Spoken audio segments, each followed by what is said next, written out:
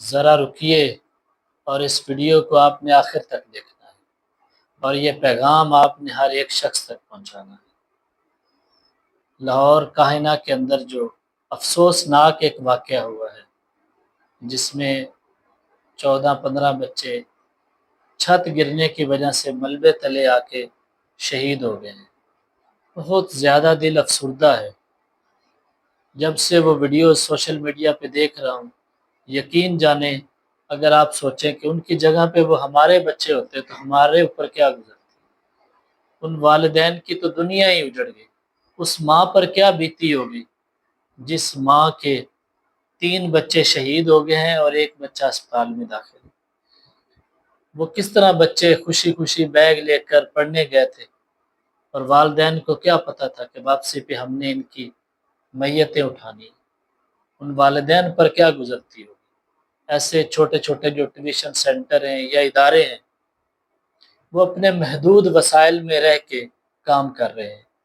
وہ ٹیچر بیچاری شاید انہی بچوں کو ٹیوشن پڑھا کے اپنے گھر کا گزارا کرتی، اس کے پاس اتنے وسائل ہی نہیں تھے کہ وہ اپنے گھر کی چھت ٹھیک کر سکے۔ بات یہ ہے کہ جب بھی کوئی واقعہ ہوتا ہے ہم صرف افسوس کرتے ہیں، آنسو بہاتے ہیں، چند دن سوشل میڈیا کے زینت بنتے ہیں، اس کے بعد وہ واقعے کو ہم بھول جاتے ہیں۔ چاہے وہ سرگودا کی منتہا والا واقعہ ہو، اس واقعے نے بھی یقین جانے کے دل ہلا کے رکھ دیا۔ آج ہم والدین جو ہیں وہ ہر چیز میں مصروف ہیں، اپنے بچوں پر توجہ نہیں دے۔ تو یقین کریں کہ دل افسردہ ہوتا ہے کہ ہمیں اپنے بچوں پر خاص طور پہ بہت زیادہ توجہ دینے کی ضرورت ہے۔ وہ قصور کی زینب ہو 2017 میں جو واقعہ ہوا تھا، اسی طرح اور ایسے کئی گمنام واقعے ہیں جو میڈیا کی زینت نہیں بنتے، ہمیں نہیں پتہ ہوتا۔ تو والدین سے بھی گزارش ہے، وہ بیچارے والدین بھی اپنے محدود وسائل میں اس مہنگائی کے دور میں بچوں کو بھیجتے ہیں پڑھنے کے لیے۔ آگے حکومت وقت سے بھی اپیل ہے کہ جو لوگ ایسی تنظیمیں ہیں، جو لوگ ہیں، کہ وہ ان چھوٹے چھوٹے اداروں کو، یہ ان اساتذہ کو جو اپنے محدود وسائل میں تعلیم دے رہے ہیں، ان کا تعاون کریں ان کے ساتھ، بجائے اس کے بعد میں اب بچے وہ شہید ہو گئے۔ میں دیکھ رہا تھا کہ ہمارے کو وزیر صاحب گئے ہیں تو انہوں نے کسی نے 10 لاکھ، کسی نے 2 لاکھ کو زخمیوں کے لیے اعلان کیا۔ تو بعد میں جو زخمیوں کے لیے ہم اعلان کر رہے ہیں یا ان کو دے رہے ہیں، یا جو بچے شہید ہو گئے، تو اس کا کوئی فائدہ ہمیں ہوگا؟ اس سے ہمیں کیا حاصل ہوگا؟ کیا ان 10 لاکھ یا چند پیسوں سے ان والدین کے بچے واپس آ جائیں گے؟ کیا ان پر کیا گزرے گی؟ کیا وہ ان کے حالات ٹھیک ہو جائیں گے؟ وہ ایک ماں کے اندر جو درد، اس ماں سے پوچھیں نا کہ جس کا لال گیا ہے، اس ماں سے پوچھیں کہ اس ماں پر کیا گزرتی ہوگی۔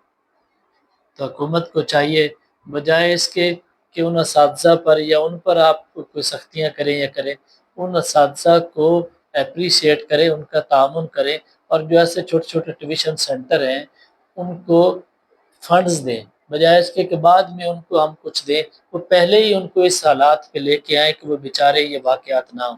چند دن پہلے رحیم یار خان میں بھی ایک سکول کی چھت گری تھی۔